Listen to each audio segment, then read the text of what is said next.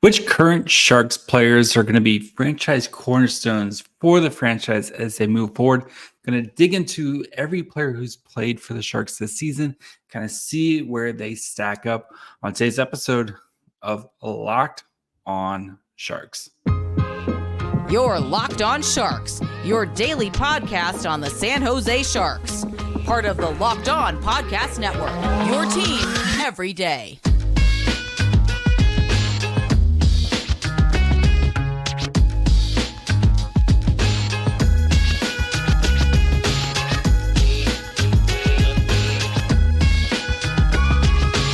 Hello, welcome to Locked On Sharks, the premier hockey podcast covering your favorite team in the Bay Area. My name is Tank Commander JD Young, contributor at San Jose Hockey Now. I want to thank you for making Locked On Sharks your first listen. Proudly a part of the Locked On Network. We cover your team every day. And if you want to be an everydayer, all you have to do is just follow along wherever you get podcasts, or you can watch on YouTube as well, or do both. Both is great. And I know tonight the Sharks do play the Canucks at 7 o'clock p.m. Pacific time. Hopefully the Sharks don't give up 10 goals like they did the last time these two teams played. You can catch every shot, every goal from the Sharks hometown broadcast with SiriusXM on the SXM app. Search Sharks.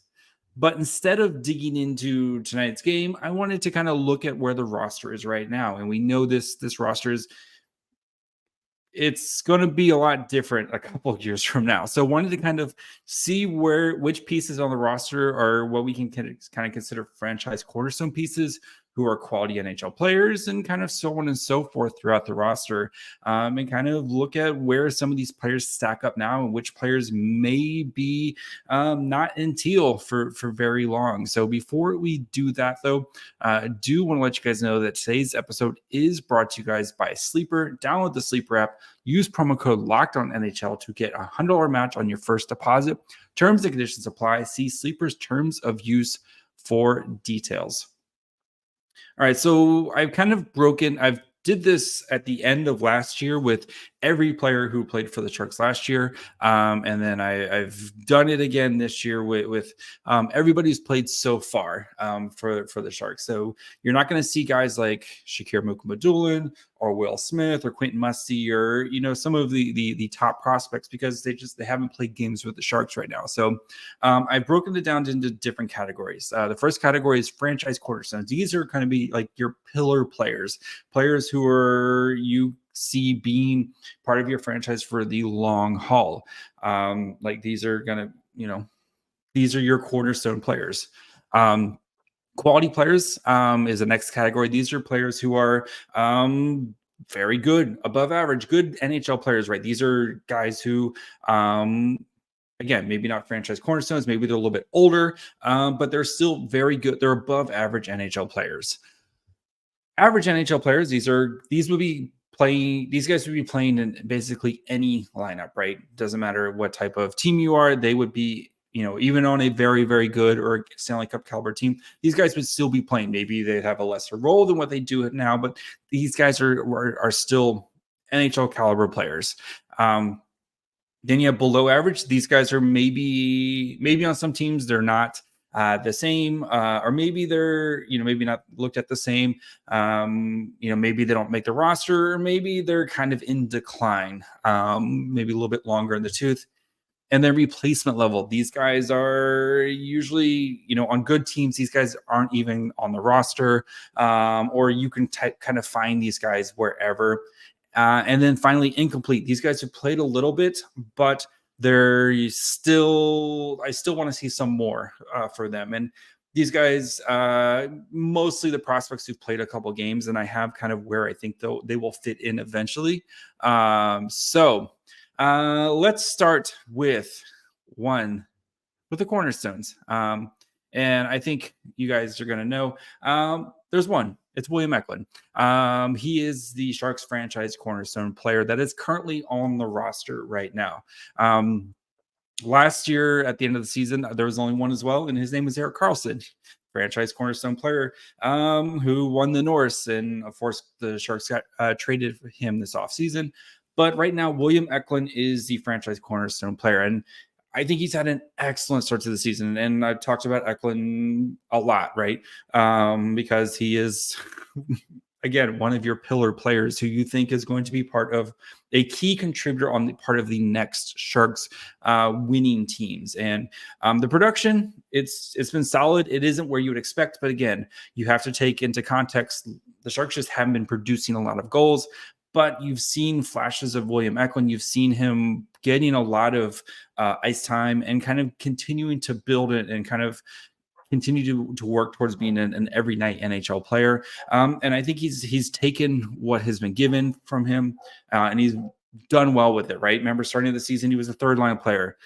And then he moved to the second line, and he's already on the first line. And we know how great that Eklund, Hurdle, Zetterlund line has been. And William Eklund is well on his way and to being one of those players that you're going to be building around going forward. And I think we've waited a while. I know there's been some ups and downs, but we're starting to see it. And I think once you start to see some of the other Sharks prospects hit the scene, we're going to see more and more from William Eklund. So let's go into some of the quality players. I put these in order alphabetically by last name. So Alexander Barabanov, who's in the last year of his deal. I know he's had a rough start to the season. And I know he has been injured, and I'm still taking the past couple seasons of what we've seen from Barabanov, and I still think he's a quality NHL player. I still think he's a second line player for most teams, maybe a third line player on like a super stack team. But Alexander Barabanov is a great player, and the Sharks are going to have a huge decision with him coming up into the trade deadline.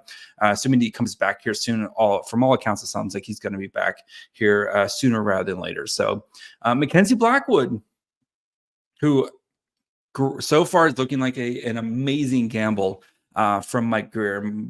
Blackwood, I know, again, if you look at some of the raw, like some of the stats of save percentage and stuff like that, they're not the prettiest. But if you and I have watched him night in and night out, and where would the Sharks team be without him, right? He has been more than worthy of his play. And at only 26, there's going to be a big conversations about Mackenzie Blackwood's future with the Sharks, especially if a team comes offering a nice pick for him, potentially a desperate team who needs some help in goaltending. And if Mackenzie Blackwood's playing this way with the defense that we're seeing, imagine if the Sharks actually had a solid defense, or if he goes to a team with a good defense. And he's been healthy, and I just be careful with the workload. But I think Mackenzie Blackwood so far this season has proven to be an above average NHL player to a very good NHL player. And I think he would be the starting goalie on a lot of teams. I think a lot of teams like in Edmonton or whoever would love to have Mackenzie Blackwood as their starting goalie right now. Logan Couture, who again has been out all so far the entire season. I'm still saying he's a quality player based on what we saw from him last year, right?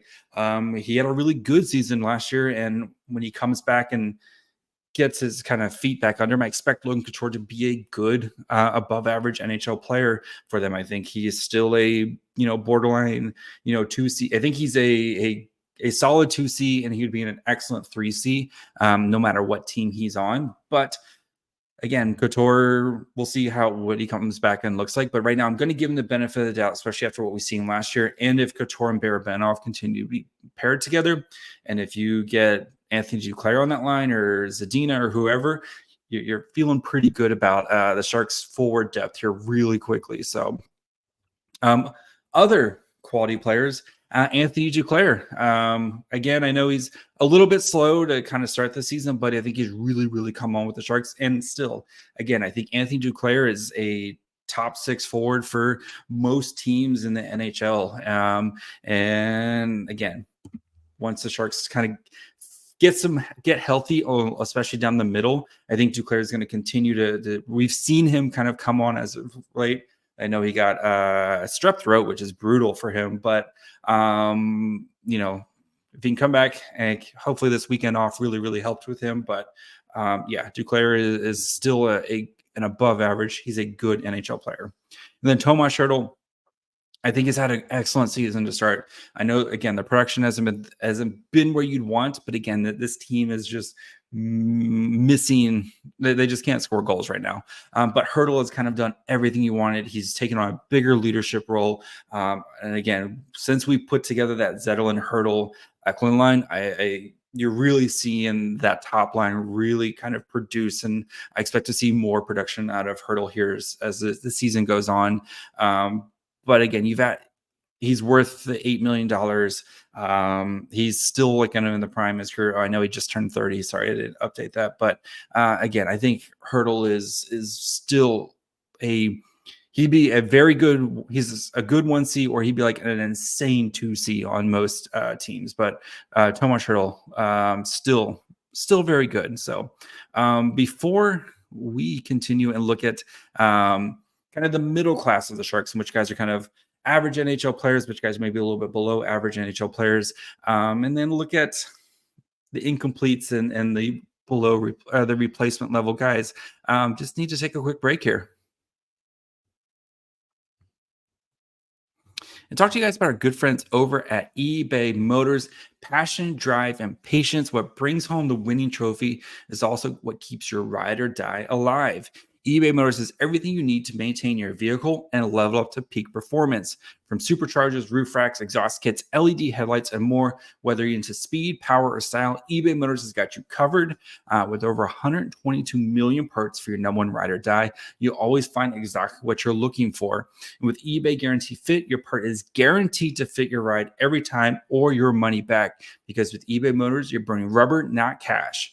With all the parts you need and the prices you want, it's easy to turn your car into the MVP and bring home that win. So keep your ride or die alive at ebaymotors.com.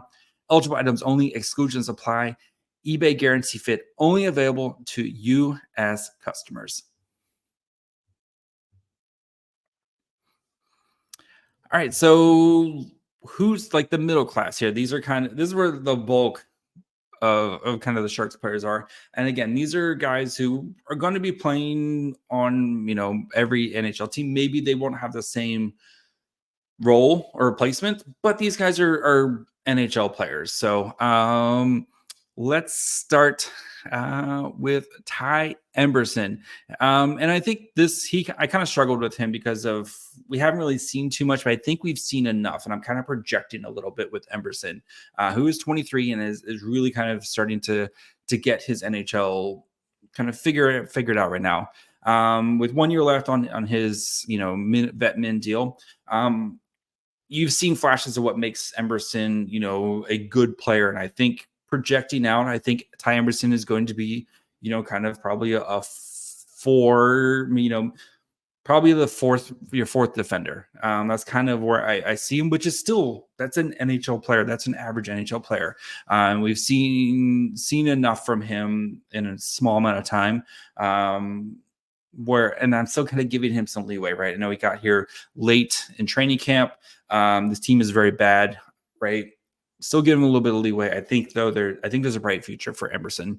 Mario Ferraro, 25, 3 years left on his deal. Average NHL player. I think I've talked about this before with Ferraro many times, where I think he's kind of been asked too much by the Sharks. And what to expect from him and what he is kind of the situations he's put into. But again, I think every team would love to have a Mario Ferraro. Is he a top pairing defenseman? Probably not, but he's still an average NHL player. And I think we've seen this year, I think he's had a little bit more. I think we've seen more good out of bad than Ferraro this year. And I think it's because there's less pressure on him with more defensive help. Again, it's not good defensive help, but again, he's not the only guy who's having to kind of take these tough minutes, right? And they've been able to kind of spread it around a little bit more. And I think with the emergence of some of these young defenders is going to take the pressure off of him. Luke Kunin, who has, again, I've talked about Luke Kunin several times, but he's been playing really well this year, and especially coming off that ACL. I think the past couple of weeks, he's really starting to find his groove, really starting to kind of get back to being the player that we expect him to be. A little bit like Mario Ferraro, where I think he is maybe kind of punching above his weight sometimes. They're playing on the second line. But if Luke Kunin's on your third line, if he's your energy third line scoring forward, I think you could definitely do a lot worse, and we have seen a lot worse from the Sharks. And I would not be surprised. I fully expect that him to get another contract from the Sharks. It'll be interesting to see if a team comes calling for Luke Kunin at the trade deadline, especially as an RFA. His right, you can kind of control his contract rights, but I kind of expect Luke Kunin to be here for the long haul for the Sharks as they kind of start to navigate through this rebuild. So other average NHL players, Nico Sturm. Again, we saw from Sturm last year was really great. It's been a little bit tougher this year. He hasn't seen the same production, but still, Nico Sturm is an average NHL player, and he would play. He played on the fourth line on the Colorado Avalanche when they won their Stanley Cup, and he has a very defined role, and he's very, very good at that role. Like every team loved to have a Nico Sturm because you know exactly what you're getting from him. He's very consistent night in, night out. He does all the little dirty work stuff, and then we saw some production from him last year. Hasn't had the same this year, but Nico Sturm is he's a good to average NHL player that has a very, very, very specific role. So Philip Zadina, I'm projecting here a little bit. And I know it's been a very up and down NHL, very up and down season with the Sharks, right? We've seen the production, but I think the last game you saw what Philip Zadina can be. And I'm still going to kind of project here a little bit. I think Philip Zadina can be an average NHL player for a team. Is he going to be the franchise cornerstone that Detroit hoped to get when they drafted him, 6th overall? No, but I still think Zadina can be kind of carve out a career as an average NHL player. Then Fabian Zetterlund, who, when I did this last time, I had him as a below average replacement level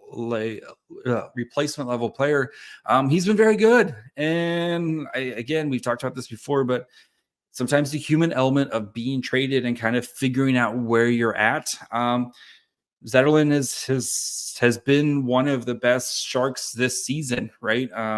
Especially among their forward groups. He's been one of the stories of the season for the Sharks of how well he's produced and how important he's been for them. So, yeah, good for Zetterlund. So let's move on to the below average guys. So again, these guys, it's not a knock. It's just, where do they fit? Maybe they're getting a little bit older and stuff. Gonna start with Kyle Burroughs, who I think has been a good signing for the Sharks. But again, on most teams, where is Kyle Burroughs kind of fitting in, right? He's probably a 6th or 7th defenseman, which is fine.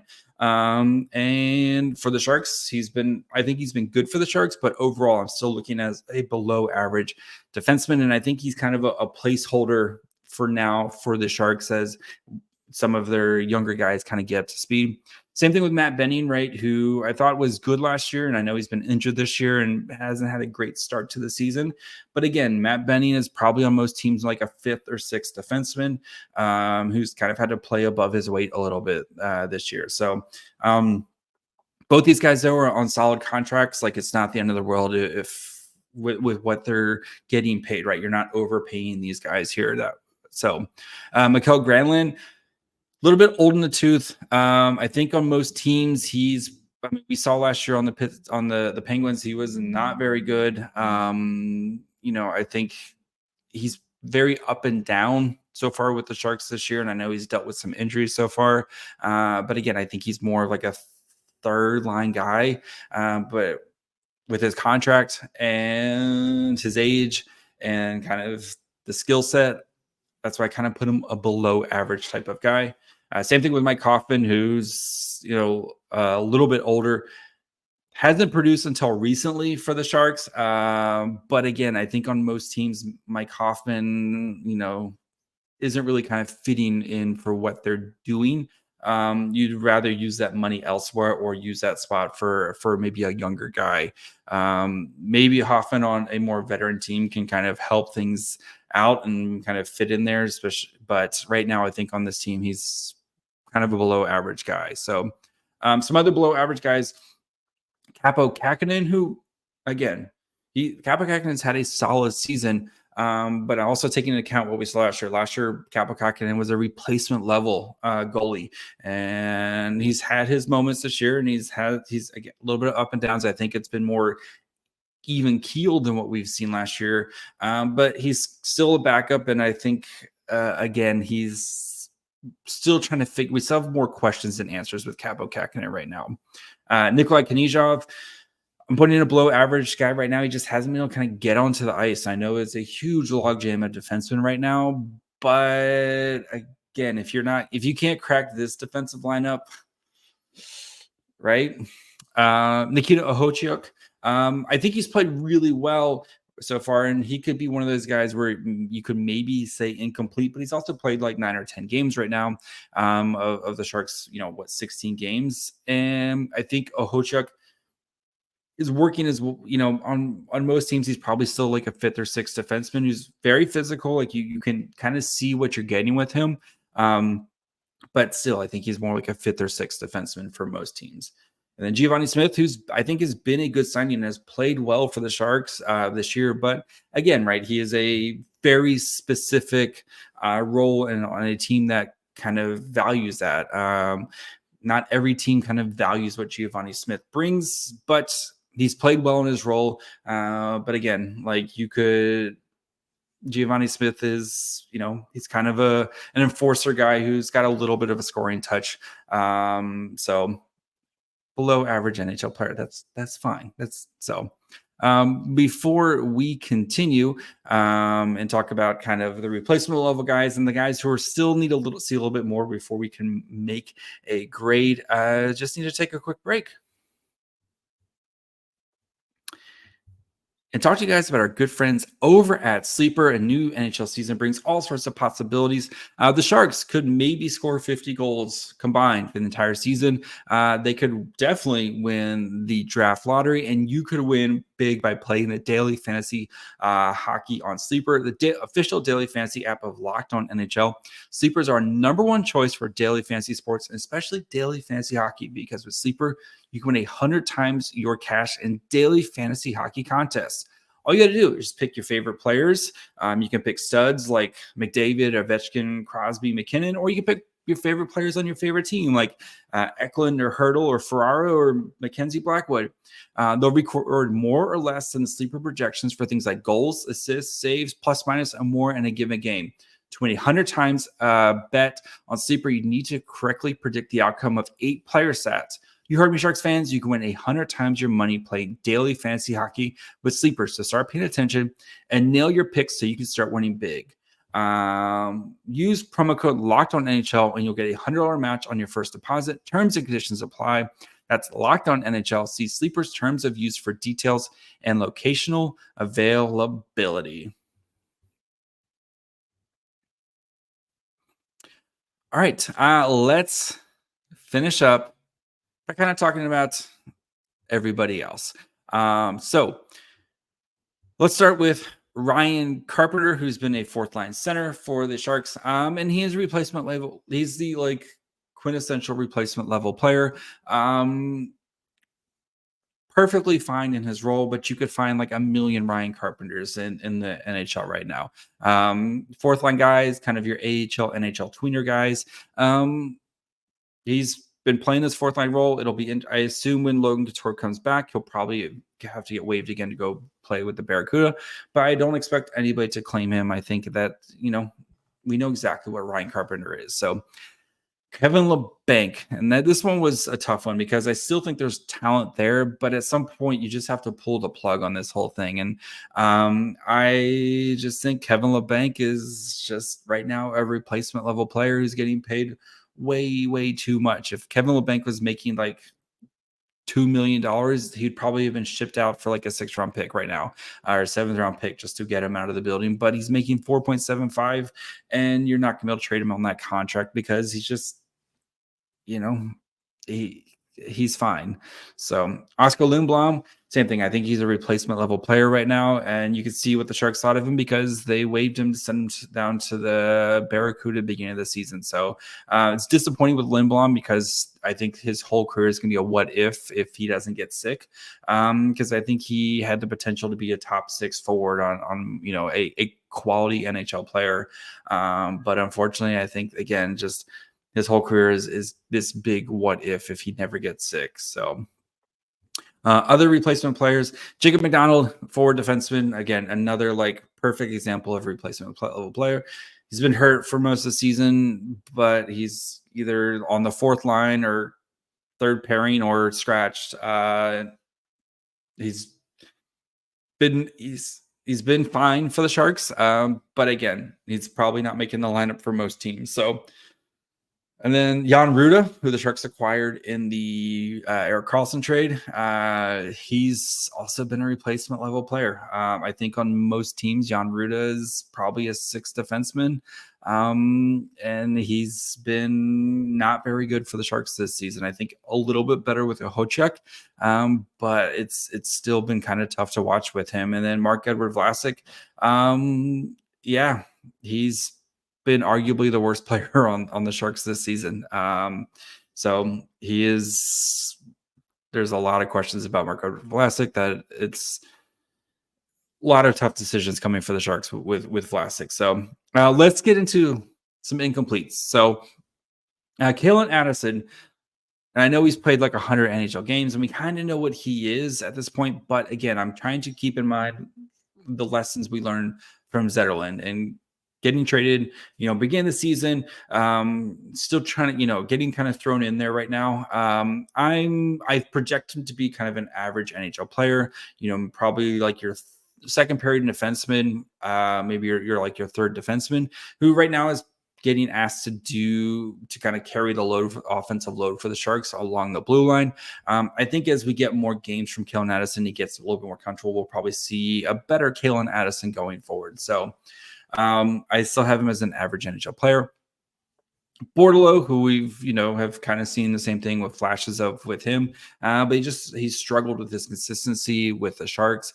He's looked really good so far playing with the Barracuda this year, and as he's kind of making that move from center to wing, and I think that's probably where he's going to end up with the Sharks is playing as a wing, especially with kind of all the added depth down the middle for the Sharks. But I still think he can be a quality player. I struggle with him with kind of a quality player or an average NHL player. I still think though there's a lot of talent there, and it's just going to come down to him. So Magnus Krona, who've got a little bit of time this year,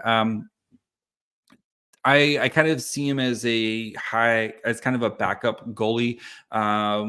Maybe he's a high-end backup goalie, so he can maybe kind of flirt with that average NHL player. But I think his kind of role is going to be a backup goalie for the Sharks going forward. So that's kind of where I have him pegged. Daniel Gushin, who I can't believe got sent down. I think he's looked really good, and I think he's going to be a quality player for the Sharks going forward. He's probably going to go back and continue to dominate where he's back with Barracuda, and I expect him to continue to dominate. But he is going to get a long stretch of NHL games here really soon as he continues to kind of develop and grow, and I think it needs to be more physical, but I still think there's a lot there to like from Gushin, and we've seen flashes of his skill. So Jacob Peterson, who had to play center for the Sharks, and I think he's more suited as a wing, but I still think he's has an average NHL player career ahead of him. And the same thing with Henry Thrun, who got to play a couple games but has been down in the AHL, and